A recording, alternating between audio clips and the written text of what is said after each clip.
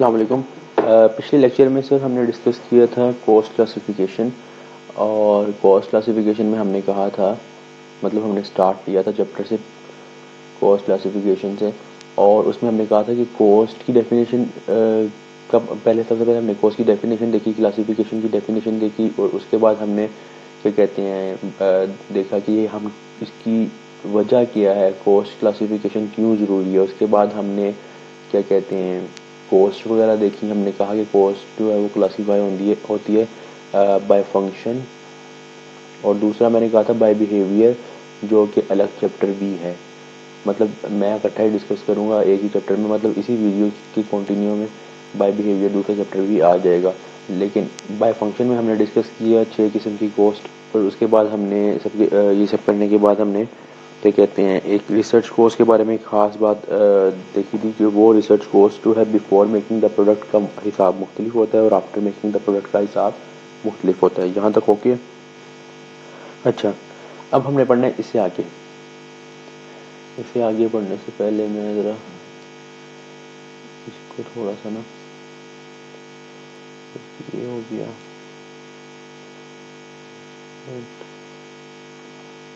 Okay, चलिए तो आगे चलते हैं। अच्छा यार, हमने कल तक वो 6 कोस्ट पढ़ी। अच्छा, अब कुछ कोस्ट ऐसी हैं मतलब जो कोस्ट होंगी और उसके आगे हम आइडेंटिफाई करेंगे कि ये किस कैटेगरी में फॉल कर रही है। मतलब ये प्रोडक्शन कोस्ट है, मतलब ये एडमिन कोस्ट है, क्या है। ठीक है, मतलब ये कुछ खास कोस्ट हैं जो मतलब एग्जांपल्स में बहुत कम नजर आती है। जैसे पैकिंग कोस्ट सबसे पहली है।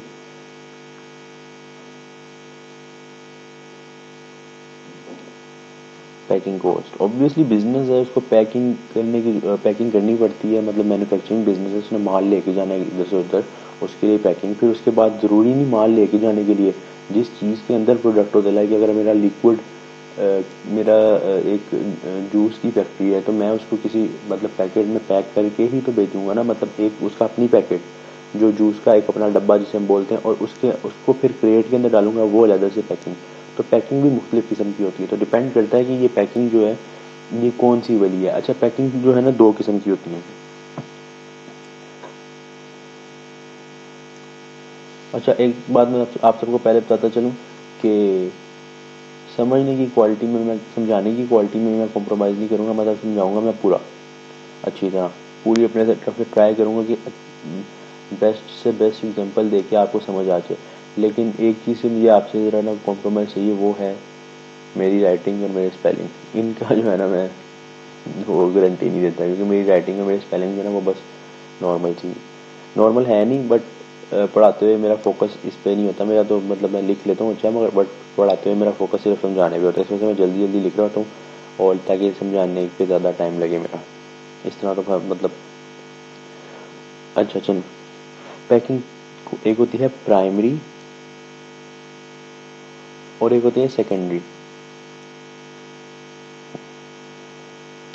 अच्छा, प्राइमरी पैकिंग का पता क्या सीन होता है। प्राइमरी पैकिंग का मतलब ये होता है कि जैसे एक प्रोडक्ट है, उसको किसी पैकिंग के अंदर हम ऐड करते हैं। लाइक अगर मेरा जैम की फैक्ट्री है, मैं जैम बनाया और उसको जार में वो डाला, तो ये जो पैकिंग है ना, ये जो जिसमें मैंने प्राइमरी पैकिंग वो होती है जिसमें आप प्रोडक्ट डालते हो, उसके बगैर आपका प्रोडक्ट बिक नहीं सकता। अब आप नेशनल वाले जैम निकालते हैं, ठीक है, अब इस तरह तो नहीं करेंगे कि वो अपनी प्राइमरी पैकिंग मतलब वो जार में ना दें, वो खुला ही जैम दे जाए, ऐसे तो नहीं होगा। या फिर मेरी अगर कोक की फ्रेंचाइज है मेरे पास, और मैं कोक की फैक्ट्री है और मैं कोक वगैरह बनाता हूँ, लेकिन मैं कहता हूँ कि नहीं यार, इस बार मैंने ना पैकिंग नहीं की, मतलब मैंने बोतलों में नहीं डालना, ये ले जाओ, ये लिक्विड है, ये ले जाओ जाके दुकानों में बेचो, ऐसा नहीं हो सकता। तो प्राइमरी पैकिंग वो होती है जिसके बगैर प्रोडक्ट आपका कंप्लीट होता ही नहीं है। जैसे इसकी डेफिनेशन ये थी नेसेसरी, ये वो पैकिंग है जो नेसेसरी है फॉर होल्डिंग प्रोडक्ट।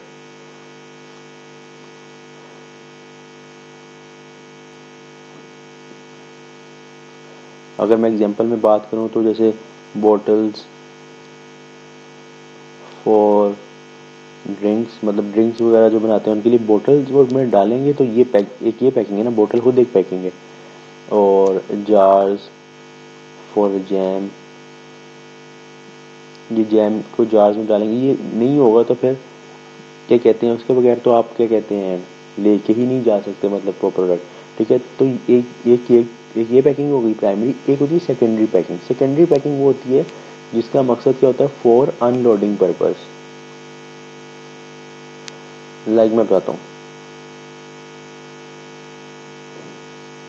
अब कोका कोला वाले एक बैच में अगर 10,000 बोतलें बना रहे हैं, ठीक है, और रोज उनके निकलते हैं फर्स्ट करो 10 बैच। वैसे तो 10 बैच नहीं, काफ़ी बैचेस निकलते हैं।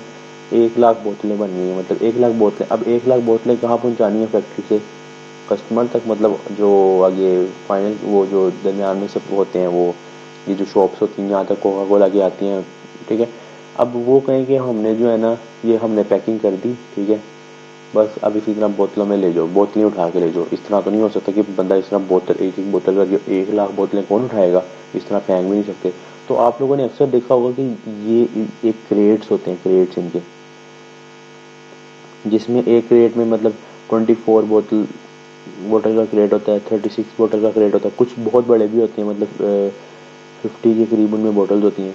तो अगर आपने देखा हो, नॉर्मली हमारे यहाँ मतलब 24 का ही चलता है ज़्यादातर ना, 24 या इस तरह कोई सीन होता है, मुझे इतना पता नहीं, मैं काम तो नहीं करता इसका। तो वो पैकिंग, वो भी तो एक पैकिंग, क्रेट भी तो एक किस्म की पैकिंग है, चाहे वो पैकिंग वापस आ जाती है। अच्छा, और जो 1.5 लीटर जो कोक आती है, उसको अलग अलग नहीं रखते, उसके इर्द गिर्द वो करते हैं, प्लास्टिक की कवरिंग करते हैं, प्लास्टिक को करते हैं, वो भी पैकिंग है। लेकिन वो पैकिंग प्राइमरी नहीं है। प्राइमरी वो पैकिंग है जिसके बगैर प्रोडक्ट चल बन ही नहीं सकता पूरा, ये नेसेसरी है। But this is for unloading purpose. Unloading के लिए, मतलब अनलोडिंग का मतलब कि ज़रूरी नहीं अन सोनली फॉर अनलोडिंग, मतलब इसलिए कि वो प्रोडक्ट इन मतलब नंबर ज़्यादा होता है, मतलब तो उसको अकेला अकेला मतलब बंदा एक एक करके लेके पकड़े तो ये कहते हैं वो बात तो पहुंच गई।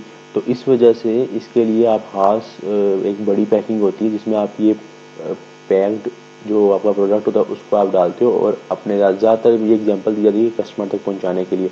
जिस तरह अगर हम बात करें, पेट्स की एग्जांपल हो गई, या फिर अब ये जो फ्रूट्स होते हैं, ठीक है, अब फ्रूट्स की प्राइमरी पैकिंग तो नहीं होती, मतलब फ्रूट उतारा, उसको साफ किया, ठीक है, लेकिन उसको जब पहुंचाया कस्टमर तक, तो उसके लिए आपको क्रेट्स चाहिए होते हैं। अब वो क्रेट्स जो हैं, वो फ्रूट्स की प्राइमरी पैकिंग तो नहीं है। वो प्राइमरी पैकिंग वो होती है जो जिसके बगैर प्रोडक्ट बिक नहीं सकता। आम को अगर आप, एक आम है, उसको आप बगैर क्रेट के बेच सकते हो, बेचते भी हैं लोग, तो वो बिकता है। तो क्रेट का ये हिसाब होता है कि इसका मतलब ये होता है कि अनलोडिंग पर्पस, ये ज़्यादा अमाउंट में, जब ज़्यादा क्या कहते हैं, अमाउंट में प्रोडक्ट हो ना, और खास तौर पे छोटा प्रोडक्ट हो, उसके लिए हैवी हैवी पैकिंग चाहिए, ज़्यादा बड़ी पैकिंग चाहिए, ताकि इजीली आप अनलोड कर सको, इजीली आप पहुंचा सको कस्टमर तक। तो वो पैकिंग जो की जाती है ना, उसे बोलते हैं सेकेंडरी पैकिंग, और अनलोडिंग पर्पज आता है। अच्छा, एक एग्जांपल है, मतलब एक यूनिक एग्जांपल है, वो आप सबको मैं अभी बोलता हूँ, तो आप सबने पहले उसका आंसर वगैरह अपने से सोचना है, और उसके बाद क्या कहते हैं फिर मैं बताता हूँ कि उसका क्या हिसाब होगा। हम जाते हैं बेकरी पर, ठीक है, हम उन जाके कहते हैं एक केक दे दें।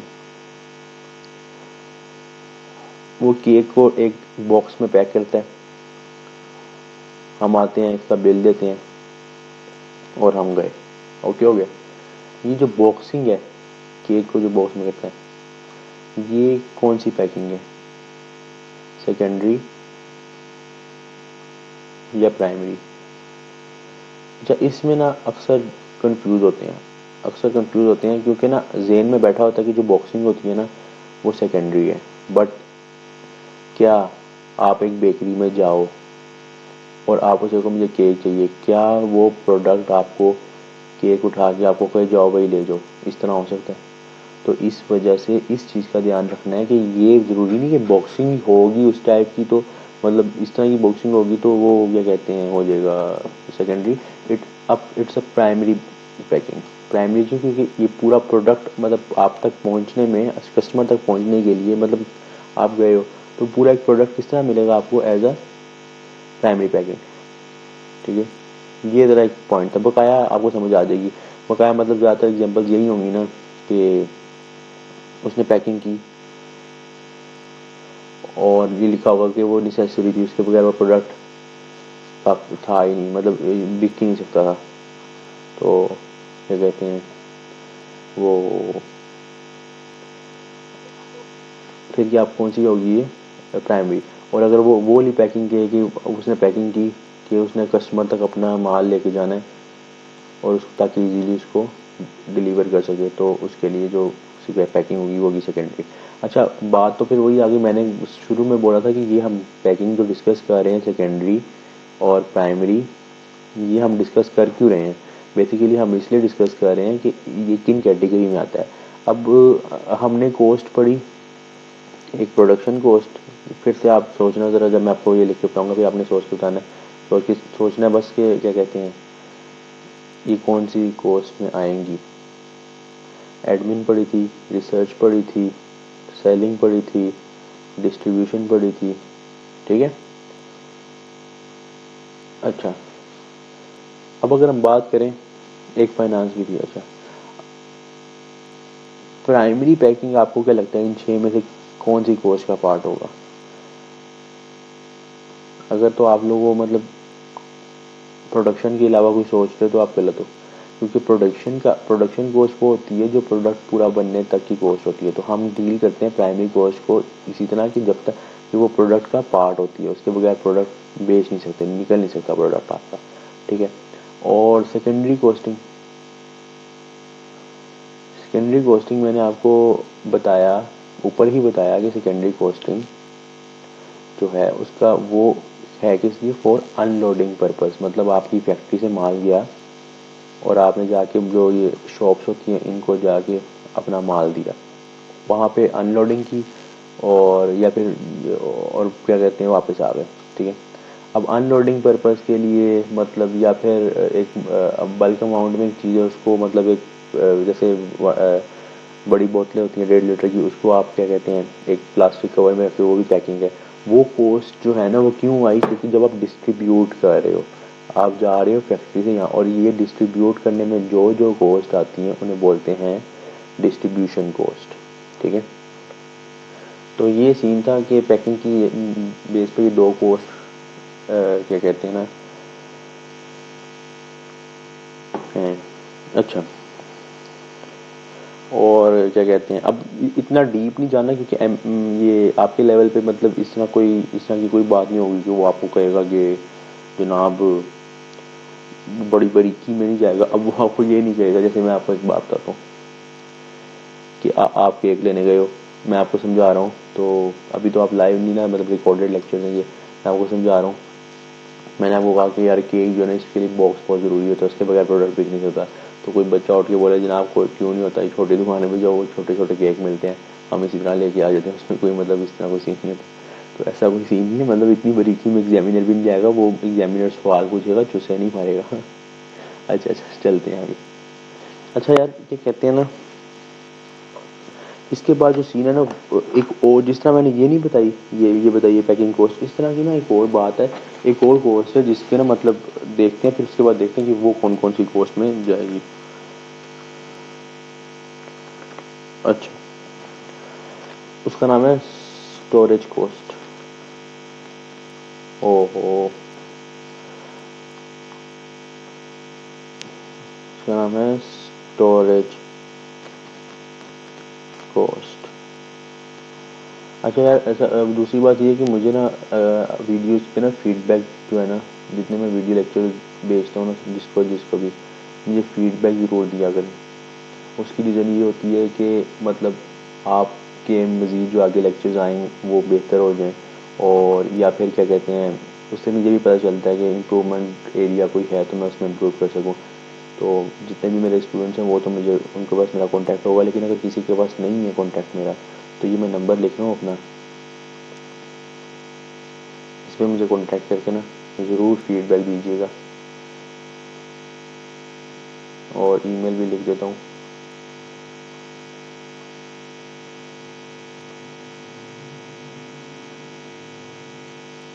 उसकी रीज़न ये है कि मतलब मैं रिकॉर्डिंग सामने जब कोई बैठा हो ना लाइव, तो उस वक्त तो कोई टेंशन नहीं होती बंदे को ना। मैं तो चेहरा देख के बता देता हूँ कि अगले को समझ आ रही है कि नहीं आ रही, या अगला किसी चीज़ से सेटिस्फाई है या नहीं है। वो फिर बंदा उसी वक्त बगैर पूछे भी उस चीज़ को कर लेता है अपडेट या इम्प्रूव। लेकिन ना रिकॉर्डिंग में ये सीन होता है, मुझे जब तक मिलता नहीं ना फीडबैक, तो फिर मैं राज़ी नहीं होता, तो मतलब सेटिस्फाई नहीं होता। तो इस वजह से मुझे फीडबैक ज़रूर करें, ताकि मैं फिर उस लिहाज से चेंजिंग लाऊँ, या अगर किसी चीज़ में कोई क्वालिटी किसी लिहाज से भी कोई मसला है तो आप मुझसे डिस्कस करें। सिवाय मैंने दो चीज़ों का कहा, एक मेरी स्पेलिंग और एक मेरी राइटिंग, ये मेरी कोई इतनी बड़ी कमाल नहीं है। अच्छा, स्टोरेज कॉस्ट। स्टोरेज कॉस्ट क्या होती है? सबसे पहले स्टोर जो होते हैं ना, स्टोर्स जहाँ पे आप माल आया, आपने माल रखा, ठीक है, या आपने प्रोडक्ट्स बना लिए, तो अब आपने कस्टमर तक पहुँचाने उतनी देर तक आपने थोड़े अरसे के लिए 1-2 दिन के लिए माल रखा, ठीक है। सबसे पहले इसकी कॉस्ट की ना एग्जांपल देते हैं। जैसे स्टोर है, तो स्टोर अगर आपने रेंट पे लिया हुआ है तो उसका रेंट ये स्टोरेज कॉस्ट का पार्ट होगा। अगर आप उसके अंदर कोई रिपेयर करवा रहे हैं, ये होगा। अच्छा, डेप्रिसिएशन जो है ना, आप में से काफ़ियों को नहीं फिलहाल पता होगा, ये एक कॉस्ट होती है। मैं आपको इंशाल्लाह जल्द, मतलब अगर कहीं आगे टेस्ट हुआ, अगर फर्दर स्टडीज में, तो आपको इंशाल्लाह पता चल जाएगा। जिसको पता है तो ओके। अगर स्टोर के लिए आपने गार्ड रखा है, उसकी सैलरी। अच्छा, कोई इंश्योरेंस कराई हुई है स्टोर में, मतलब स्टोर की इंश्योरेंस करवाई है, वो कॉस्ट। ये सारी कॉस्ट में जो लिख रहा हूँ ना, ये स्टोरेज कॉस्ट है। लेकिन कैटेगरी जो है ना, वो उन 6 में से किसी में जाएगी। अब वो देखते हैं किस तरह जाएगी। अगर आपने स्टोर के लिए कोई कीपर रखा हुआ है जो स्टोर का देखभाल कर रहा है, उसकी सैलरी, सही हो गया। तो ये सारी चीज़ें ना, ये कॉस्ट है। अब मैं आपको जो असल बात जो बताना चाह रहा हूँ ना, वो ये है कि स्टोरेज जो कॉस्ट है ना, ये ना दो किस्म की होती हैं। लाइक पैकिंग मैंने आपको बताया ना, दो किस्म की होती हैं। Storage cost is just like that. But यहाँ पे एक चीज़ समझने वाली है, स्टोर ना दो किस्म के होते हैं। जो स्टोर्स होते हैं ना, मतलब जहाँ पे आप माल रखते हैं, वो दो जगह के होते हैं। एक आप स्टोर्स रखते हो कि आपने सप्लायर से माल मंगवाया, सप्लायर से माल आया आपको, मतलब आपने अपने खरीदा माल, जिसको अभी आपने आगे बेचना बना के, सप्लायर से आप तक माल आया, मतलब कंपनी तक आया माल, ठीक है। हम यहाँ पे कंपनी, सप्लायर से कंपनी तक माल आया या फैक्ट्री तक, तो उस वो जो माल आया वो कौन सा होगा? ऑब्वियसली रॉ मटेरियल, जो अभी बनानी होगा। एक स्टोर होगा जहाँ पे रॉ मटेरियल पड़ा होता है। एक स्टोर होता है जब आपने माल बना लिया था, कंपनी ने माल बना लिया, अब उसने ना कस्टमर तक पहुँचाना है। लेकिन कस्टमर तक लाइक जो इस तरह थोड़ी होता है कि हाँ, जब मैं जाऊँगा कोई चीज़ लेने, तो वो मुझे कहेगा यार, हाँ हम अभी ये बनाते हैं, अभी हम लकड़ी निकालते हैं, अभी हम ये ग्लू निकालते हैं, अभी हम ये क्या कहते हैं, नेल्स वगैरह निकाल के टेबल बना के आपको देते हैं। मैं कहूँगा टेबल दो, वो कहेगा हाँ जनाब पड़ी हुई है। तो वो माल उसने किसी स्टोर आउटलेट पे तो रखा ही होता है, मतलब किसी दुकान पे तो रखा ही होता है, लेकिन सारा माल थोड़ी रखा होता है। थोड़ा उसने रखा होता है स्टोर में। तो एक स्टोर वो होता है जो फिनिश्ड गुड्स का होता है, जो उसने रखा होता है कि कोई कस्टमर आएगा तो मेरे पास माल की कमी ना पड़ जाए, फिनिश गुड बना के पहले की रखी होती है। अनटिल और अनलेस वो ऑर्डर पे बनाता हो। ऑर्डर के लिए तो वो हेल्प, अगले का ऑर्डर आएगा ना। लेकिन जो स्टैंडर्डाइज बेच रहे हैं उनके लिए तो बना के रखेगा कि लोग आए और ले गए। ठीक हो गया। अब ये दो किस्म के स्टोर्स हैं। मैंने आपको ये भी बता दी कि ये सप्लायर से कंपनी और ये कंपनी से कस्टमर का सीन है, ठीक है। अच्छा, अब मुझे आपने ये बताना है कि 6 कॉस्ट हैं, वही मैं दोबारा लिख देता हूँ। Production, selling, distribution, admin, finance, research. ये 6 कॉस्ट हैं। रॉ मटेरियल वाले स्टोर्स की कौन सी कॉस्ट है और फिनिश गुड्स वाले स्टोर्स की कौन सी कॉस्ट है? अच्छा, अब बात करते हैं रॉ मटेरियल। रॉ मटेरियल आया, अभी इस पे कौन सी कॉस्ट लगनी है? मतलब रॉ मटेरियल आया, सारा माल वहाँ पड़ा हुआ है, कौन सा जो अभी बनना है। लाइक अगर वुड है, टेबल का बिजनेस है, फर्नीचर का बिजनेस है, और यहाँ टेबल है, वुड आई और हमने वुड को वहाँ रखा एक स्टोर में। अब उस पर कौन सी कॉस्ट लगनी है? उसको हमने क्या करना है? प्रोड्यूस करना है, बनाना है। तो उस पर जो आने वाली कॉस्ट है ना, वो होगी प्रोडक्शन कॉस्ट। इसका मतलब कि प्रोडक्शन कॉस्ट में एक तो हमारी पैकिंग, प्राइमरी पैकिंग भी जाएगी, और स्टोरेज कॉस्ट की जो रॉ मटेरियल स्टोरेज कॉस्ट होगी वो भी जाएगी। अब वो एक बंदा कहता है, एक आपको एमसीक्यू आता है, फर्स्ट करो वो कहता है बताओ ये जो स्टोर है ना उसके गार्ड की सैलरी बताओ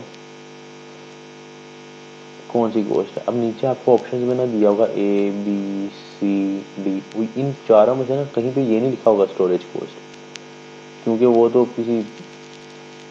किसी को भी पता चल जाएगा कि स्टोर से रिलेटेड कॉस्ट स्टोरेज कॉस्ट ही है। उसके नीचे लिखा होगा production cost, distribution, admin, research. तो आपने कौन सी वो करनी है।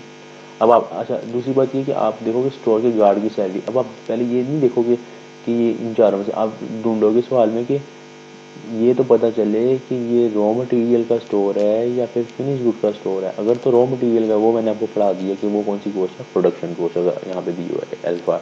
ठीक है, जो फिनिश गुड है, फिनिश गुड है, ये कहाँ की कॉस्ट होगी। फिनिश गुड्स का क्या करना है आप, फिनिश गुड्स का इससे आगे क्या करोगे, फिनिश गुड्स को बेचोगे, मतलब क्या कहते हैं, आपने स्टोर में रखा हुआ है, अब आपने ये कहाँ तक पहुँचाना है, कस्टमर तक। तो कंपनी से कस्टमर तक कोई चीज़ जानी हो, सेम लाइक कंपनी से कस्टमर तक कोई चीज़ जानी थी, उसके लिए जो पैकिंग की थी हमने सेकेंडरी, कौन सी कॉस्ट में लेके गए थे, डिस्ट्रीब्यूशन। सेम हेयर, ये भी डिस्ट्रीब्यूशन कॉस्ट। अच्छा कुछ लोग ना थोड़े कंफ्यूज होते हैं, वो कहते हैं ये सेलिंग कॉस्ट क्यों नहीं है, मतलब बेचने की कॉस्ट क्यों नहीं है। तो हम कहते हैं कि ये जो डिस्ट्रीब्यूशन है ना, एक किस्म की ये भी सेलिंग है, लेकिन थोड़ी स्पेसिफाई होके। लाइक अगर आपको सेलिंग का ही पार्ट है, मतलब सेलिंग बेचोगे तो डिस्ट्रीब्यूशन तो कॉस्ट आएगी। तो अगर कहीं पे डिस्ट्रीब्यूशन कॉस्ट नहीं होती, किसी कंपनी में रखते ही नहीं है, वो फिर सारी कॉस्ट सेलिंग में ले जाते हैं।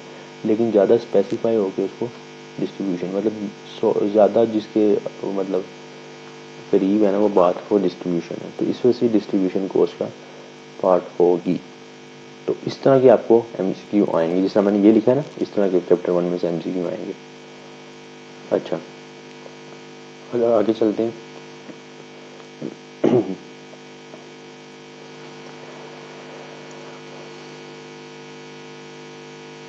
अच्छा मैं आपसे कुछ और भी ऊपर जो मैंने लिखे हैं पॉइंट्स में, मैं एक और बात भी बता दूँ। ये जो मैंने सारी एग्जांपल्स लिखी हैं, ये जो स्टोरेज कॉस्ट की जितनी भी मैंने चीज़ें लिखी हैं, ये वाली ये सब, अब ये सारी अगर ये हो प्रोडक्शन कॉस्ट, मतलब फ़र्ज़ करो हम ये जितनी भी बातें हैं ना, ये सारी कौन से स्टोर की हैं, जो रॉ मटेरियल में आती हैं। तो रॉ मटेरियल वाली कॉस्ट में मैंने कौन सा कहा, प्रोडक्शन कॉस्ट है। दोबारा से कंफर्म करो, रॉ मटेरियल की जो कॉस्ट है वो प्रोडक्शन है। ठीक है, अब हमने पढ़ा था कि तमाम कॉस्ट हो ना हम उसको उसी कैटेगरी में ले जाते हैं, लेकिन प्रोडक्शन कॉस्ट जिसको हम कहते हैं, तो प्रोडक्शन कॉस्ट में हमने आगे 3 पढ़े थे, मटेरियल, लेबर और एक्सपेंस। ऐसे ही था, हमने कहा था प्रोडक्शन कॉस्ट की सब डिवीजन है मटेरियल, लेबर और एक्सपेंस में। तो जब आएगी ना बात प्रोडक्शन की, तो हम ये नहीं कहेंगे ये प्रोडक्शन कॉस्ट है, हम ये कहेंगे ये मटेरियल है, लेबर है, ये एक्सपेंस है। लाइक मैं आपको इससे पहले मैं आपको एक और बात क्लियर करता हूँ, एक मिनट मैं थोड़ा सा इसको कर दूँ, नंबर वगैरह नोट कर लीजिएगा अगर कोई इशू हुआ। अच्छा मैं आपको बताता हूँ मैं कहना क्या चाह रहा हूँ। एक थी प्रोडक्शन कॉस्ट, एक थी सेलिंग कॉस्ट, एक थी डिस्ट्रीब्यूशन कॉस्ट, एक थी एडमिन कॉस्ट, एक थी फाइनेंस कॉस्ट, एक थी रिसर्च कॉस्ट। ओके हो गया।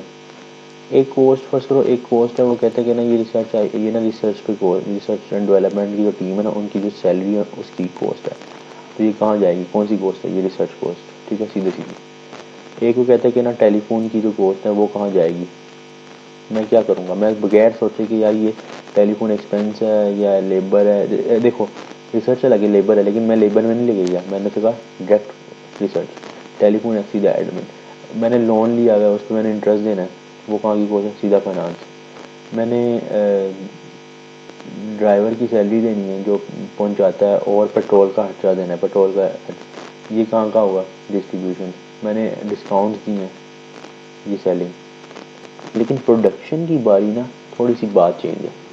तमाम जितनी ये तमाम 5 की 5 कॉस्ट में मैं ये नहीं देखूंगा कि यार ये लेबर को मतलब इसमें काम करने वाले बंदे हैं, इसमें काम करने वाले खर्चे हैं, इसमें काम करने वाले बंदे हैं या इसमें आने वाले खर्चे हैं। मैं ये नहीं देखूंगा कि यार ये अगर खर्चे हैं तो मैं लेबर और एक्सपेंस को अलग अलग नहीं कर रहा। इन 5 कॉस्ट में लेबर और एक्सपेंस को अलग अलग नहीं करना, जो कॉस्ट आए सीधा उसी की कॉस्ट। लेकिन प्रोडक्शन में मैंने आपको सबसे पहले क्या पढ़ाया था कि प्रोडक्शन कॉस्ट में सब डिवीजन्स मटेरियल, लेबर और एक्सपेंस। जब कोई कॉस्ट आती है ना, अगर तो आपको एमसीक्यू में कह रहा है प्रोडक्शन कॉस्ट, तो ओके है, बिल्कुल परफेक्ट है। लेकिन अगर एमसीक्यू में प्रोडक्शन नहीं दिया, फर्स्ट करो वो कहते हैं स्टोर रेंट। अब रेंट क्या है? लेबर है? नहीं, रेंट होता है खर्चा, एक्सपेंस है। और है क्योंकि ये प्रोडक्शन कॉस्ट है ना, तो इसमें आने वाले जितने भी खर्चे होंगे ना, उनको हम, अगर तो उसने प्रोडक्शन कॉस्ट आंसर मांगा, आंसर में प्रोडक्शन कॉस्ट दिया हुआ है, तो हम प्रोडक्शन कर देंगे। लेकिन अगर उसने नहीं दिया हुआ, तो ऑब्वियसली वो एक्सपेक्ट कर रहा होगा कि बच्चे को पता है कि प्रोडक्शन की ये सब डिवीजन्स भी होती हैं, और ये प्रोडक्शन की सब डिवीजन्स होती हैं, तो इसका मतलब कि स्टोर रेंट कहाँ जाएगा? एक्सपेंस में। रिपेयर कहाँ जाएगा? एक्सपेंस में। डेप्रिसिएशन कहाँ जाएगी? एक्सपेंस में। गार्ड की सैलरी कहाँ जाएगी? ये आपका खर्चा नहीं है, गार्ड ऑब्वियसली लेबर में। इंश्योरेंस कहाँ जाएगी? एक्सपेंस में। इलेक्ट्रिसिटी कहाँ जाएगी? एक्सपेंस में। सेल और ये स्टोर कीपर की सैलरी कहाँ जाएगी? लेबर में, मतलब जो लेबर है। लेकिन मैंने क्या आपको रिसर्च में ऐसा कुछ कहा कि रिसर्च में जो ये बंदे हैं, बंदों की सैलरी है, उनको कहीं लेबर में लेके जाओ, या अगर यहाँ पे कोई टेलीफोन का खर्चा है तो उसको एक्सपेंस में लेके जाओ, या देखो ये ड्राइवर है डिस्ट्रीब्यूशन का, इसको लेबर में लेके जाओ, और ये पेट्रोल को एक्सपेंस में लेके जाओ। मैंने ऐसा कहीं पे कुछ नहीं कहा। तो इन पांचों में ऐसा कोई सीन नहीं है, सिर्फ सब डिवीजन किस में है? प्रोडक्शन में। ठीक हो गया? ये पॉइंट थोड़ा सा क्लियर रखना, क्योंकि ना जब आपको सवाल आने ना, तो आप लोगों ने ना इस लिहाज से कंफ्यूज, जिनका ये चीज़ पक्की नहीं होती वो फिर कंफ्यूज हो जाते हैं। ठीक हो गया? अच्छा यार, आगे चलते हैं। अच्छा, sub division of production cost पे ना आप डिटेल में बात करते हैं। जो हमने ऊपर अभी यही बात करके आए, यही डिटेल में करने लगे हैं। और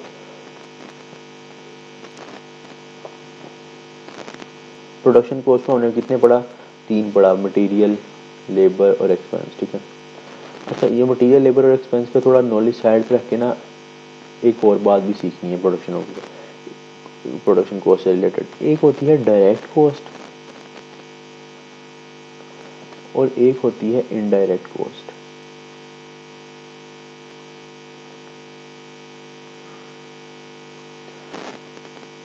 डायरेक्ट कॉस्ट क्या कहती है?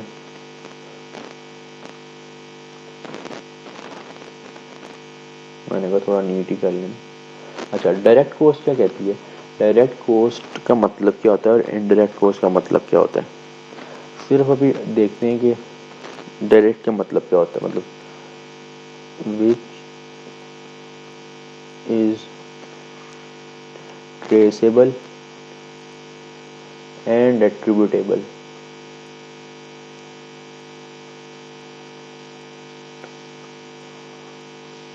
To the product.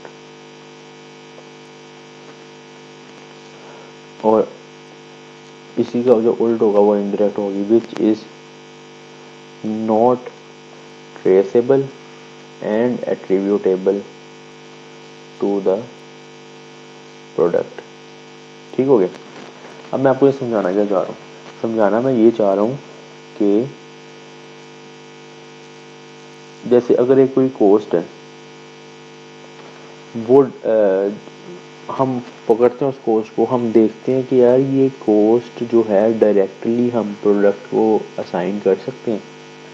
मतलब हमारे सामने एक प्रोडक्ट है, ये कॉस्ट है, ये हम डायरेक्टली कह सकते हैं कि अच्छा यार ये एक अगर हमने मार्कर बनाया, जैसे फर्स्ट करो एक मार्कर बनाया, हमारे जहन में कोई कॉस्ट आती है, कोई भी, जितनी हमने अभी तक पढ़ी, जितनी भी पढ़ी, मतलब तकरीबन सारी पढ़ ली, हम कहें वो कॉस्ट उठा के कि यार क्या ये कॉस्ट इस मार्कर को डायरेक्टली मिल सकती है, तो ये मतलब होता है डायरेक्ट कॉस्ट का। अगर नहीं मिल सकती तो डायरेक्ट है, अगर नहीं मिल सकती तो इनडायरेक्ट है। मैं आपको एग्जांपल, एक सीधी सीधी एग्जांपल है, फैक्ट्री का रेंट आया 1 लाख रुपए।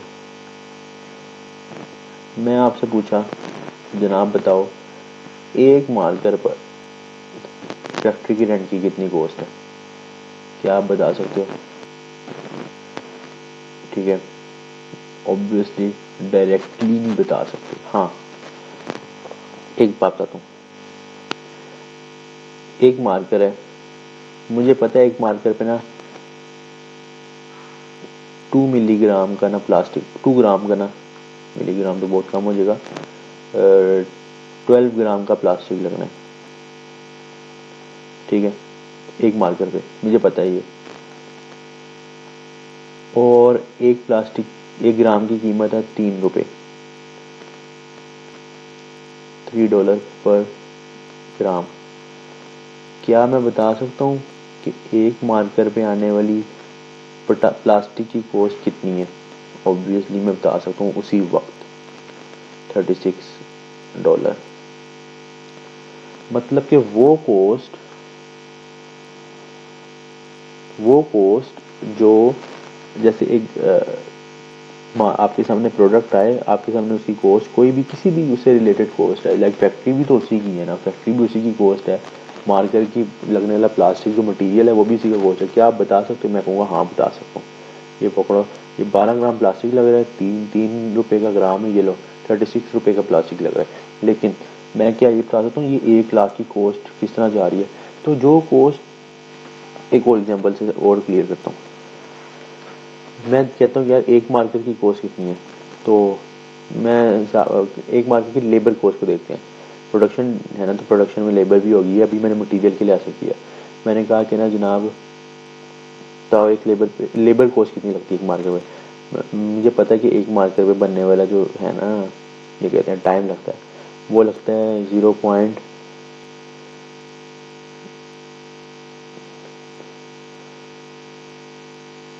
अगर हमने लगाया अंदाज़ा कि वो लगते हैं, मिनट्स के लिहाज से देख लेते हैं ना, 5 मिनट्स लगते हैं, ठीक है। 5 मिनट्स को अगर हमने आवर्स में करना तो आवर्स में करना है, ठीक है। तो और मुझे पता है कि 1 घंटे का रेट इतना है, मतलब 1 घंटे का रेट अगर हम 1 घंटे में लेबर को ₹10 दे रहे हैं, $10 पर आवर दे रहे हैं, तो इसको भी अगर हम आवर में कन्वर्ट कर लें, /60 कर लें, या इसी को मिनट में निकाल लें, या इसको आवर्स में कर लें, ठीक है। क्या मैं उसी वक्त बता सकता हूँ कि एक मार्कर पे आने वाली कॉस्ट कितनी है? तो जब मैंने इसका आंसर निकाला वो तकरीबन आया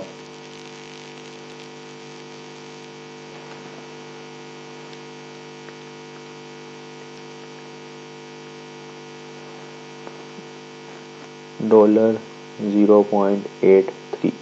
क्या मैंने उसी वक्त बता दिया कि हाँ यार ये जो कॉस्ट है ना, ये देखिए। लेकिन अब एक और, ये तो थी ना जो बंदा बना रहा था, प्रोडक्शन कर रहा था, ठीक है, एक बंदा था, वो ना गार्ड है वो भी लेबर ही, ठीक है, गार्ड है। मैंने गार्ड को सैलरी देनी है एक महीने की 10,000, ठीक है। क्या मैं बता, गार्ड बाहर बैठा हुआ, गार्ड का कोई ताल्लुक ही नहीं प्रोडक्ट से, लेकिन गार्ड बैठा कहाँ हुआ है? प्रोडक्शन डिपार्टमेंट में। तो क्या मैं बता सकता हूँ कि एक 10,000 से में से कितने रुपए मार्कर पे लग रहे हैं? ऑब्वियसली नहीं बता सकता। उसकी रीज़न ये होती है कि वो एक इकट्ठी कॉस्ट होती है। यहाँ तो हम डायरेक्टली बता सकते हैं ना कि, या ये डायरेक्टली बता सकते हैं कि इतने घंटे में, 1 घंटे का इतना दे रहे हैं, इतना टाइम लग रहा है, इतने प्लास्टिक लग रहा है, और इतने ग्राम प्लास्टिक का ये रेट है, तो डायरेक्टली बता दिया। तो जो कॉस्ट डायरेक्टली आप बता सकते हैं वो डायरेक्ट कॉस्ट है, लेकिन जो कॉस्ट आप डायरेक्टली नहीं बता सकते वो कौन सी कॉस्ट है? इनडायरेक्ट कॉस्ट है। अभी अगर किसी को कोई थोड़ा मतलब होता है ना कन्फ्यूजन, तो वो कन्फ्यूजन अभी खत्म हो जाती है, क्योंकि हम एक एक करके सारी देखते हैं। मतलब डायरेक्ट के लिहाज से direct material, indirect material, direct labour, direct expense, indirect expense,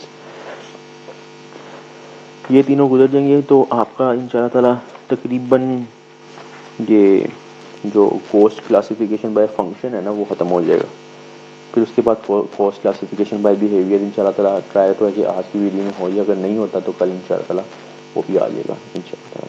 अच्छा, तो देखते हैं जनाब, ये एक तो ना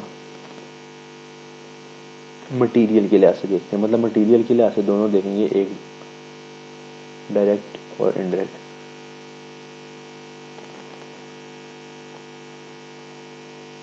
मैंने क्या बताया कि दो कॉस्ट कौन कौन सी है? डायरेक्ट और इनडायरेक्ट। इसके आगे मैं मटेरियल लिख लेता हूँ क्योंकि मटेरियल की बात हो रही है, ठीक है।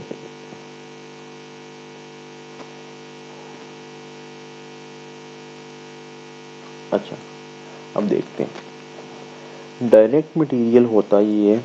सबसे पहली बात ये कि मटेरियल चाहे जो भी हो, इनडायरेक्ट हो या डायरेक्ट हो, टेंजिबल होता है। अच्छा, मेरा पहला दिन था ना, तो मतलब जब मैं ACC शुरू किया था, तो मुझे ना टेंजिबल का मतलब नहीं पता था। आप में से मे भी किसी को ना पता हो तो ओके। तो मैं ना मतलब शायद ये इतना आसान वर्ड था उस वक्त, मतलब लोगों को पता था, कोई बोला ही नहीं, कोई पूछा ही नहीं, और मैं पूरे ना लेक्चर यही सोचता रहा कि टेंजिबल का क्या मतलब है यार, टेंजिबल का क्या मतलब है। एंड पे मैंने अपनी मैम से पूछा, मैम ये टेंजिबल का मतलब क्या है। मैम कहती माशाल्लाह फिजिकल एग्जिस्टेंस। मैं अगर पहले पता होता तो शायद मैं जलील ना होता। अच्छा, फिजिकल एग्जिस्टेंस जिस चीज़ की हो ना उसे बोलते हैं टेंजिबल है वो। तो ये डिफरेंस नहीं, मतलब मैं दोनों के पॉइंट्स लिखता हूँ, ऐसा नहीं कि ये दोनों तो सेम पॉइंट है दोनों के, कि चाहे इंडायरेक्ट मटेरियल हो, चाहे मटेरियल वही चीज़ होती है ना जो टेंजिबल हो। ऐसा तो नहीं हो सकता कि मटेरियल को आप हाथ नहीं लगा सकते। अच्छा, दूसरा पॉइंट क्या है, दूसरा इनका डिफरेंस है वो ये है कि जो डायरेक्ट मटेरियल है ना वो becomes the major part of product. जैसे मैंने वो कहा कि यार डायरेक्टली आप उसे, मतलब वो एक मेजर पार्ट होता है। जैसे एक वुड है, वो मेजर पार्ट है। एक अगर कोई ये एक मिनट रखो,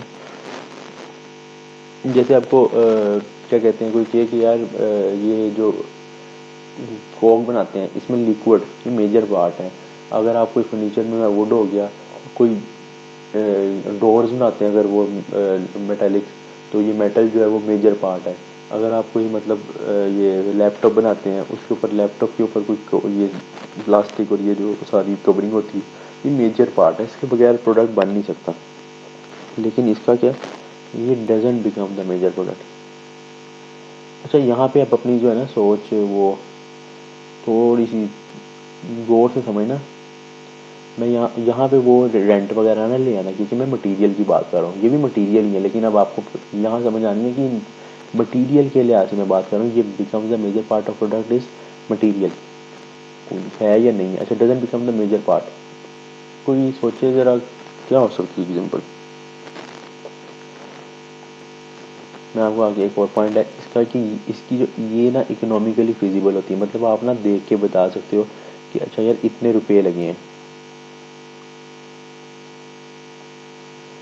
and it is in the economically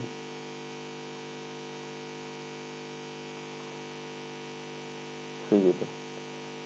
like अगर आप बात करो ना इकोनॉमिकली फिजिबल और नॉट इकोनॉमिकली फिजिबल का मतलब ये है कि आप जिस चीज़ को डायरेक्टली देख के कह सकते हो ना इतने रुपए के लगेंगे, तो डायरेक्ट मटेरियल वो मटेरियल होता है जो आप देख के बता सकते हो इस प्रोडक्ट पे इतने रुपए का लगा हुआ है, ठीक है। लेकिन नॉट इकोनॉमिकली फिजिबल, अब आपने जो है ना बताना सोचना जहन में कि एग्जाम्पल क्या हो सकती है इसकी। एग्जाम्पल तो यार मैंने आपको बेतहाशा बता दी यार कि वुड, वुड फॉर टेबल हो गया, मेटल फॉर चेयर हो गया, जैसे चेयर अगर मेटालिक है या वो स्टील की है, या फिर प्लास्टिक फॉर कोई टॉय हो गया, ठीक है। लेकिन अब आओ ज़रा इनडायरेक्ट पर। इनडायरेक्ट होना चाहिए, मटेरियल होना चाहिए, लेकिन इनडायरेक्ट क्या हो सकता है। अच्छा मैं बताता हूँ, मैंने वो क्या कहा, नॉट इकोनॉमिकली फिजिबल, ठीक है। मतलब आप ये नहीं बता सकते कि एक मटेरियल पे कितना लगेगा। अच्छा यहाँ पे ना पहली बात बच्चों को ना थोड़ा कॉन्सेप्ट थोड़ा सा एक क्लियर होना चाहिए कि हम बड़े बिजनेस की बात कर रहे हैं, छोटे बिजनेस की बात नहीं कर रहे, उस लिहाज से मैं आपको बताता हूँ। अच्छा बात पता क्या, लाइक एग्जाम्पल कि जैसे जब आप प्रोडक्शन शुरू करते हो, मेरा फर्स्ट करो बिजनेस है फर्नीचर का, ठीक है। मैं बनाता हूँ टेबल्स, टेबल्स के लिए मुझे क्या क्या चीज़ें चाहिए, वुड चाहिए, मुझे उसके लिए ग्लू चाहिए, मुझे उसके लिए नेल्स चाहिए। अब क्या आप सब में से ये बताओ, वुड की तो कॉस्ट मैं बता सकता हूँ कि इतने रुपए की वुड लगी है, क्या आपकी जो ग्लू आती है, अब ये ना समझना कि ग्लू हम लेने जाते हैं तो जाके हमें पता है यार इतने रुपए की ग्लू है। जब बड़े बिजनेसेस हैं उन्होंने कंटेनर के कंटेनर मंगवाने हैं ग्लू के, नेल्स इनकी पूरी पूरी वो आती हैं, बैचेज आते हैं पूरे पूरे, मतलब वो बोरियां आती हैं जिसमें नेल्स होते हैं, ये किल वगैरह होते हैं। तो क्या कहते हैं, ये जो ये दो प्रोडक्ट्स हैं, ये दो, क्या आप बता सकते हो इतने ज़्यादा नेल्स में से चार नेल्स अगर फर्ज करो एक प्रोडक्ट पे लग रहे हैं, क्या आप बता सकते हो इन चार की प्राइस क्या है। लेकिन आपको तो इसकी कॉस्ट वगैरह पता होनी चाहिए, और आपने एक प्रोडक्ट में लेके जानी है वो कॉस्ट, वो लेके नहीं जाओगे तो आप तो लॉस पे चले जाओगे इतना इतना करके। एक एक प्रोडक्ट पे चार करते करते आपने पूरा कंटेनर अगर ग्लू का या पूरी पूरी जो कंटेनर जो नेल्स है उसकी कॉस्ट आपने कहा चलो कोई नहीं, तो वो तो कंटेनर इतने महंगे महंगे आते हैं, आपने ग्लू यूज़ की, ठीक है। अब एक प्रोडक्ट पे कितनी लगी, क्या आप बता सकते हो? नहीं बता सकते। तो ये वो प्रोडक्ट हैं, ये वो मटेरियल है बेसिकली जिन जो आप अच्छा, ये मेजर पार्ट ऑफ प्रोडक्ट का मतलब पता है क्या होता है? मेजर पार्ट ऑफ प्रोडक्ट क्या आपको नज़र आए, क्या आपको मतलब जब आप एक प्रोडक्ट को देखते हो आपको डायरेक्टली कोई ऐसे नज़र आया कि टेबल को आप देख रहे हो आपको डायरेक्टली कोई केल नज़र आ जाए? हाँ, अगर निकला हुआ हो तो वो ऐसा बात है, लेकिन एक मतलब नॉर्मल एब नॉर्मल बात नहीं, एक नॉर्मल बात है कि मेल वगैरह या ग्लू वगैरह आपको नज़र नहीं आती। आप देखोगे आपको जो मेजर पार्ट नज़र आएगा वो वुड आएगा, ठीक है। तो ये जो एग्जांपल में आप ग्लू ले लो, ग्लू फॉर टेबल्स, नेल हो गया, इस तरह की जो भी बल्क में कोई चीज़ आती है जो मतलब आप डायरेक्टली जो मेजर पार्ट नहीं बनती वो उसका एग्जांपल होती है। तो मतलब कि ये डायरेक्टली, ये जो है डायरेक्ट मटेरियल और डायरेक्टली आइडेंटिफाएबल है, ठीक है। वो जो हमने ऊपर भी पॉइंट पढ़ा था कि ट्रेसेबल, जब ऊपर हमने डायरेक्ट और इनडायरेक्ट किया था, and it is not directly identifiable और ट्रेसेबल। अच्छा, और एग्जांपल भी देख लें ताकि आपको थोड़ा सा क्लियर हो जाए। जैसे मैं आपको एग्जांपल देता हूँ, आप केक बनाते हो, ठीक है। केक में कौन कौन सी चीज़ें डलती हैं? केक में डलती है फ्लोर, मैदा वगैरह जो होता है, शुगर डलती है, बेकिंग पाउडर। जब आप किसी फ्लोर को देखते हो, मैदा देखते हो, आपको केक जो सामने नज़र आता है उसमें फ्लोर तो आपको सामने नज़र आता ही है, मतलब मेजर पार्ट होता है ऑब्वियसली। वो क्या कहते हैं, जब आप देखोगे आपको मैदा ही नज़र आएगा ना, मतलब केक में क्या नज़र आता है, ठीक है। लेकिन क्या आप ये बता सकते हो कि यार ये जो शुगर है ये कितने रुपए की, मतलब इतनी बोरियां आती है उसमें से कितनी जो है वो एक एक में लगी, नहीं बता सकते। और बेकिंग पाउडर वो इतनी, मतलब एक पैक इतने हम तो घर में लाते हैं ना, घर के लिहाज से अगर हम कोर्स देखें, मैंने आपको पहले बताया बड़े बिजनेसेस हैं, बिजनेसेस बड़े होते हैं। ये नहीं कि हम अपने घर के लिहाज से एग्जाम्पल लगाने लग जाएं कि अच्छा यार हम लाते हैं शुगर, हमें पता है 1 किलो शुगर डली है इतने में, या इतना एक पैकेट डला बेकिंग पाउडर का 50 रुपये का पैकेट था ये डला है, ऐसा नहीं है। ये भी नहीं बता सकते। तो कौन सा मतलब हुआ, ये फ्लोर जो है ये डायरेक्ट मटेरियल हुआ ऑब्वियसली, डायरेक्टली आइडेंटिफाएबल है, डायरेक्टली ट्रेसेबल है, डायरेक्टली हम उसको मेजर पार्ट है, हम उसकी कॉस्ट भी लगा सकते हैं, ठीक है। देखो, कॉस्ट में भी इसकी भी ना लगा सकें, पॉसिबल है इसकी भी नहीं, लेकिन ज़्यादातर पॉइंट्स तो डायरेक्ट मटेरियल के ही है ना इसमें। अच्छा, शुगर, अब शुगर तो सीधा सीधा इंडायरेक्ट मटेरियल है और ये भी इंडायरेक्ट मटेरियल। कुछ लोग ये सवाल होगा कि यार ये फ्लोर मैदा भी तो बोरियों में आता है, कैसे कॉस्ट लगाते हैं? तो बात ये नहीं होती, बात ये ज़रूरी नहीं, ज़्यादातर पॉइंट्स जो है ना वो उसके होने चाहिए, किसी के हक़ में ज़्यादातर पॉइंट्स उसके हक़ में है तो वो डायरेक्ट मटेरियल इस तरह होगा। समझ आई? अच्छा, सेम जिस तरह हमने मटेरियल में बात की, अभी हम ये प्रोडक्शन कॉस्ट को डिटेल में पढ़ रहे हैं। जिस तरह हमने मटेरियल में बात की है ना,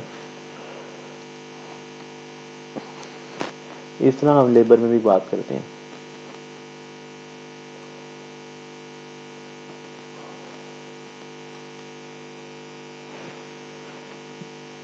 Same like that, there is two types, direct labor and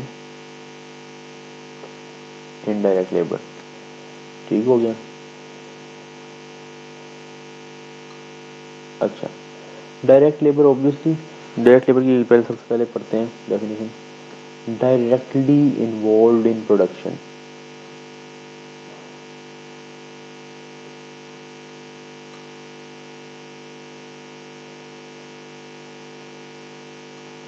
and they are not directly involve.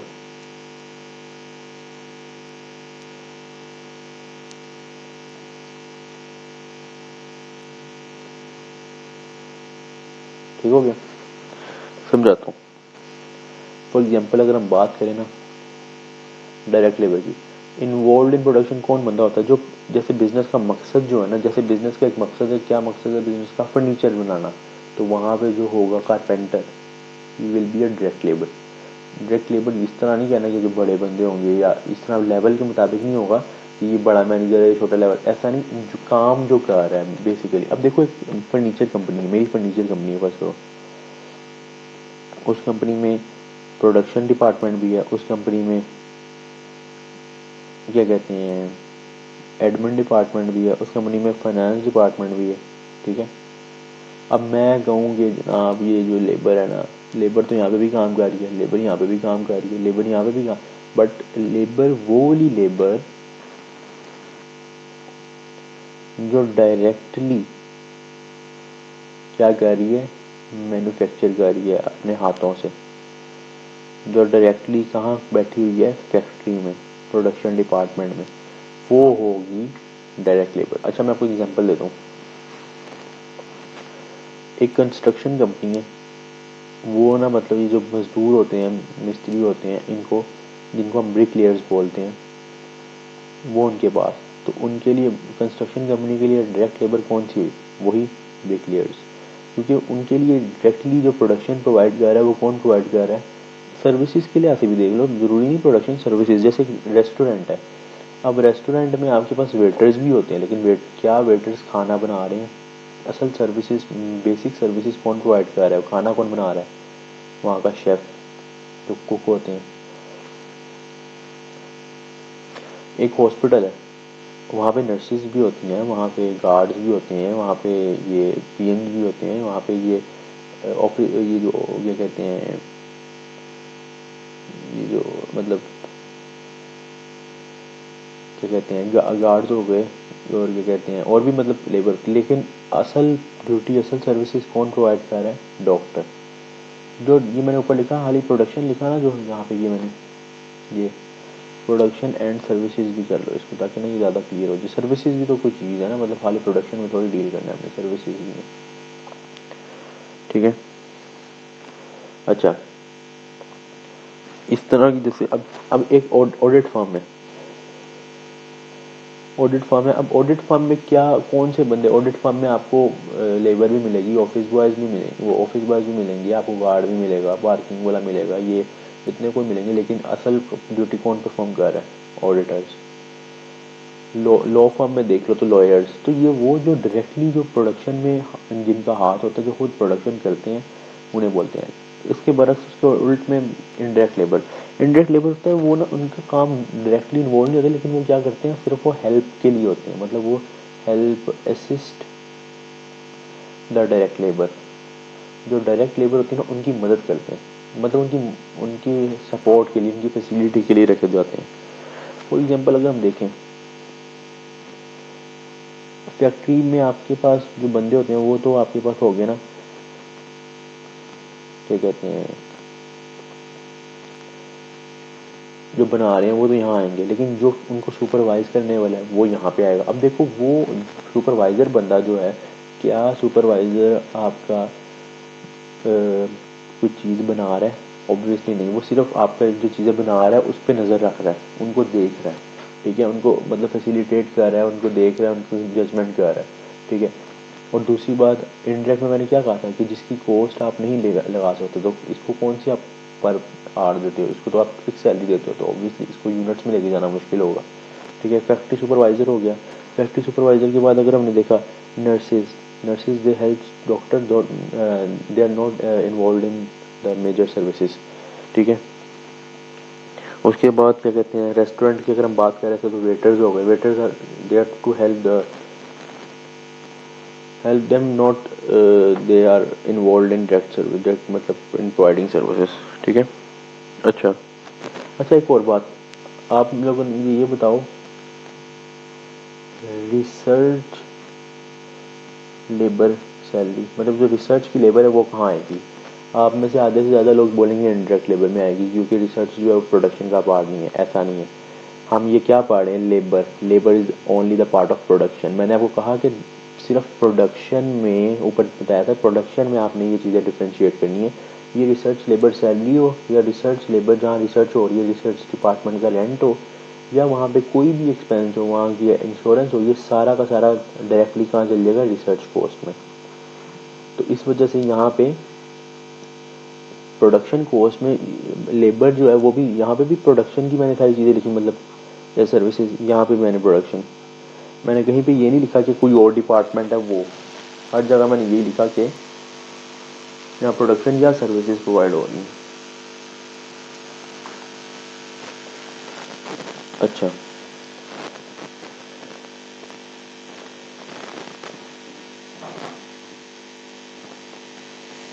आगे आ जाता है एक्सपेंस। अब प्रोडक्शन की ही टाइप है एक्सपेंस, तो इसके अंदर जो आगे आएंगे वो प्रोडक्शन या सर्विसेज से रिलेटेड ही होंगे, वो किसी और 5 कॉस्ट में से नहीं होंगे। सेम डायरेक्ट एक्सपेंस और इनडायरेक्ट एक्सपेंस।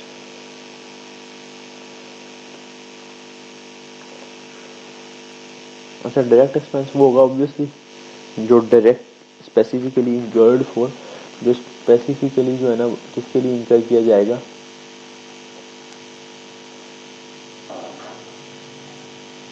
प्रोडक्शन। जो लेकिन अगर जो चीज़ not specifically incurred for production, मतलब प्रोडक्शन के लिए नहीं वो इंकर हो रही,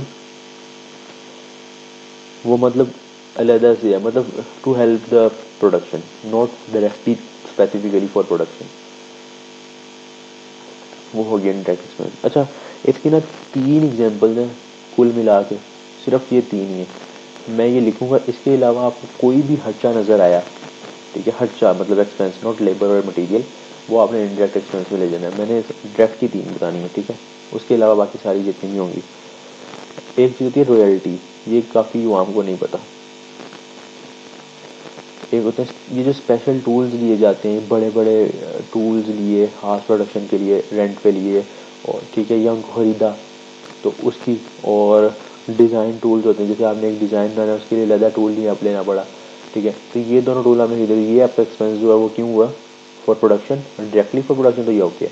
रॉयल्टी पता क्या होती है, रॉयल्टी होती है कि ना मैंने KFC को जाके कहा कि मुझे ना अपनी फ्रेंचाइज दे दो 50 साल के लिए, ठीक है, और 50 साल के लिए मैं आपको अब आज ही 1 करोड़ या 1 करोड़ दे देता हूँ। मैंने उनको 1 करोड़ दिया और 50 साल के उनसे क्या ले आया, फ्रेंचाइज। तो वो जो मैंने 1 करोड़ दिया ना उसे बोलते हैं रॉयल्टी। मतलब किसी को ना उसकी पेटेंट राइट देना, राइट लेके उसे पैसे दे देना। मेरे पास कोई आए मुझे कहे कि यार आपका इंस्टीट्यूशन है ये ACC ऑनलाइन क्लासेस, तो आप इस ना करें कि ना मैं आपका नाम यूज़ कर लेता हूँ, तो ये मुझे क्या कहते हैं, आप मुझे जुर्माना बताएं, मतलब आप मुझे पैसे बताएं, तो मैं उससे पैसे कहता हूँ, मैं कहता हूँ यार मुझे इतने पैसे दे दो और ये मेरा स्पेस 1 साल के लिए यूज़ कर लो, वो मुझे पैसे देता है। तो किसी का नाम यूज़ करके बिजनेस करना और उसके लिए जो पैसे दिए जाते हैं उसे बोलते हैं रॉयल्टी। तो ऑब्वियसली रॉयल्टी का ताल्लुक ना लेबर से है ना कोई बंदा है, ये तो ये एक्सपेंस ही होगा, लेकिन ये डायरेक्ट होगा, ठीक है। इसके अलावा कोई भी आपको बोले electricity expense, power cost, heat and lightning cost. Heat and light मतलब जो लंदन में क्या होता है कि वो लाइटिंग तो इनका ना हीट और लाइटिंग का बिल इकट्ठा आता है, जैसे ना क्योंकि ना घरों के अंदर लाइटिंग तो हमारे भी यूज होती है, मतलब लेकिन इनके ना इंटरनली वो होते हैं हीटर्स वगैरह होते हैं, क्योंकि वहाँ ठंड होती है, इस वजह से तो इनका बिल वगैरह इसका सीन इकट्ठा होता है वो ना। इंश्योरेंस, देखो 3 एग्जाम्पल मैंने यहाँ बता दी ना, जो ये वाली 3 ये वाली, इसके अलावा जो भी एक्सपेंस होगा ना प्रोडक्शन से रिलेटेड वो यहाँ आएगा। तो ये हो गए two types of expenses, direct expense and indirect expense, ठीक है। अच्छा, तो ये सीन था आपके पास किसका, क्या कहते हैं,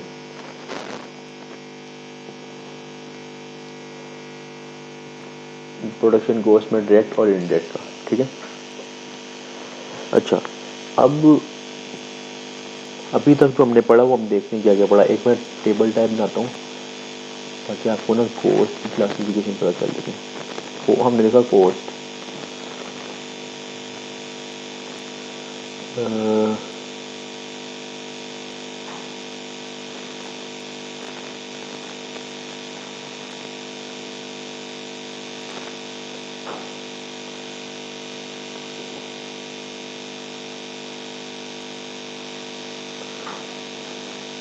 ओहो वैसे मैं इतना नीट हो गई हूँ, लेकिन ये टेबल वगैरह मैं नीट ही करता हूँ, सीजन ये कि समझ आ जाए, कुछ तो समझ आए मेरा। अच्छा, कॉस्ट हमने पढ़ी 2 किस्म की, डायरेक्ट और दूसरी कौन सी पढ़ी, इनडायरेक्ट। ओके हो गया। डायरेक्ट कॉस्ट में हमने देखा मजीद आगे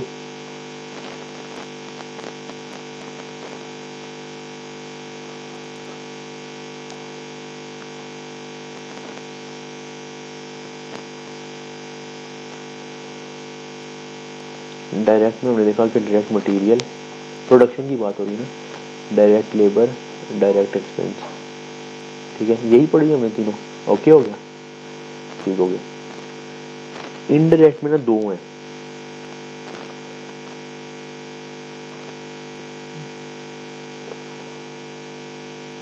दो क्या मतलब बताता हूँ आपको। अच्छा, इनडायरेक्ट में एक होती है प्रोडक्शन और एक होती है नॉन प्रोडक्शन।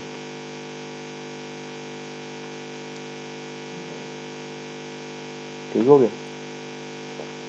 अच्छा, प्रोडक्शन में ना पता क्या होता है, प्रोडक्शन में हमने आगे पढ़ा, मतलब इनडायरेक्ट कॉस्ट हो तो प्रोडक्शन में हमने मजीद आगे पढ़ा कि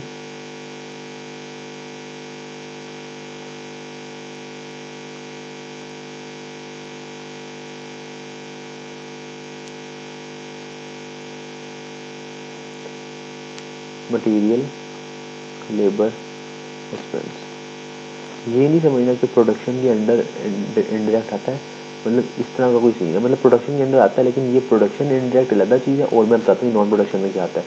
अभी तक हमने क्या पढ़ा, वो हमने 6 कोर्स पढ़ी, 6 में से हमने प्रोडक्शन को उठाया था और प्रोडक्शन को हमने क्या किया, दो में डिवाइड किया, इंटू डायरेक्ट एंड इनडायरेक्ट। ठीक है, इसी प्रोडक्शन की बात हो रही है। प्रोडक्शन में हमने पढ़ी ये तीनों कोर्स, मतलब डायरेक्ट मटीरियल, डायरेक्ट लेबर और डायरेक्ट एक्सपेंस। और इनडायरेक्ट में हमने पढ़ा indirect material, indirect labour, indirect expense. यहाँ तक पढ़ा, इतना पढ़ा हमने, वो बकाया अच्छा। अच्छा, दूसरी बात यहाँ पे एक और बात, इनडायरेक्ट कॉस्ट का एक और नाम है ओवरहेड्स। इनडायरेक्ट कॉस्ट को ही बोलते हैं ओवरहेड्स।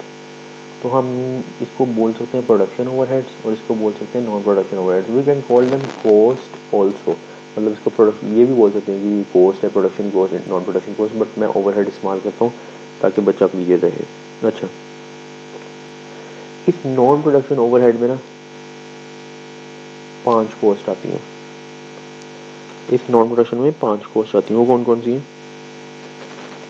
सेलिंग कॉस्ट, वही 5 बकाया जो रह गई, research, finance, admin, and last one was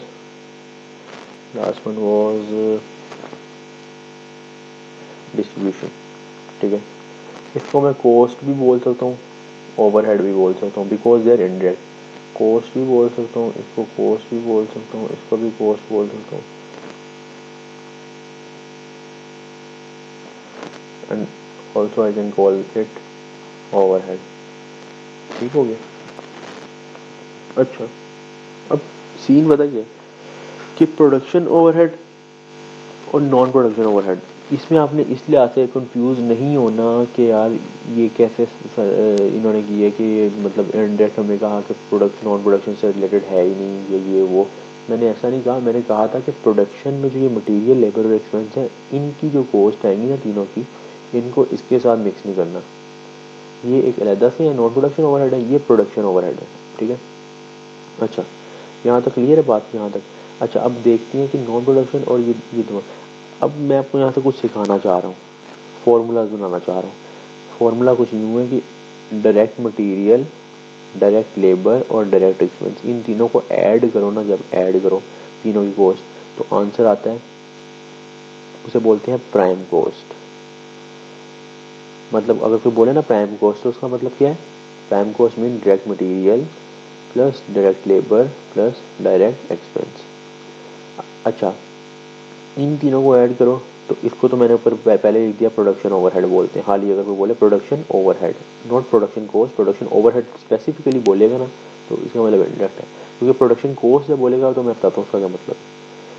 तो इसका मतलब क्या हुआ? Indirect material, indirect labour and indirect expense. Okay हो गया। अच्छा, इन अब ये कॉस्ट, मतलब ये वाली कॉस्ट, ये दोनों कॉस्ट मिलेंगी ना, मतलब मेरा ये है कि डायरेक्ट,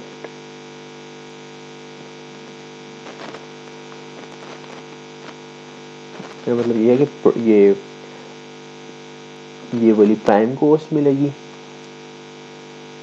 और ये प्रोडक्शन ओवरहेड मिलेंगे जब, मतलब indirect material, indirect labour, indirect expense, direct material, direct labour, direct expense, ये 6 कॉस्ट मिलेंगी। या इन अदर वर्ड्स ये 2 कॉस्ट मिलेंगी, प्राइम कॉस्ट और प्रोडक्शन ओवरहेड। इसे बोलेंगे टोटल प्रोडक्शन कॉस्ट, ये आ गई टोटल प्रोडक्शन कॉस्ट। ओके हो गया। अब ये कंपनी की जितनी प्रोडक्शन कॉस्ट है वो इन्हीं के दरमियान घूमती है, इन 6 कॉस्ट के दरमियान घूमती है, ये वाली 6, एक ये 3। ओहो, I was going to use highlighter, ये 3 और ये 3, और इन अदर वर्ड इनको हमने डायरेक्टली ये बोल दिया, ठीक है। और बकाया रह गई ये कॉस्ट। अब टोटल प्रोडक्शन कॉस्ट, अच्छा ये सारी मिलके क्या, ये सब पांचों की पांच मिलके क्या कहलाती है, नॉन प्रोडक्शन ओवरहेड, ठीक है। तो नॉन प्रोडक्शन ओवरहेड और टोटल प्रोडक्शन कॉस्ट, इन दोनों को जब हम ऐड कर देंगे ना तो इसे बोलते हैं टोटल कॉस्ट ऑफ कंपनी। मतलब एक साल में आने वाली जितनी भी कॉस्ट है, ये तमाम तर कॉस्ट को आप ऐड कर दो। बेटा मिनट थोड़ा है ना, ताकि सबको पूरा नजर आ जाए।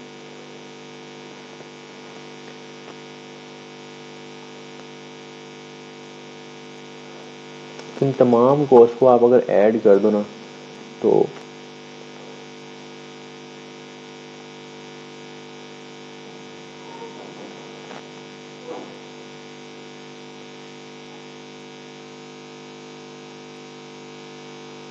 हाँ, इन तमाम तर कॉस्ट को आप ऐड कर दो, मैंने कहा थोड़ा बोल्ड कर दूं ताकि सही से नजर आए। तो क्या बनती है, क्या बनती है ये टोटल कॉस्ट ऑफ कंपनी। तो एक कंपनी की टोटल कॉस्ट क्या है, यही सब। अच्छा, ये बताने का मकसद ये था कि इसे फॉर्मूलाज बनते हैं, ठीक है, वो फॉर्मूलाज डिस्कस करते हैं। उसके बाद आपकी छुट्टी।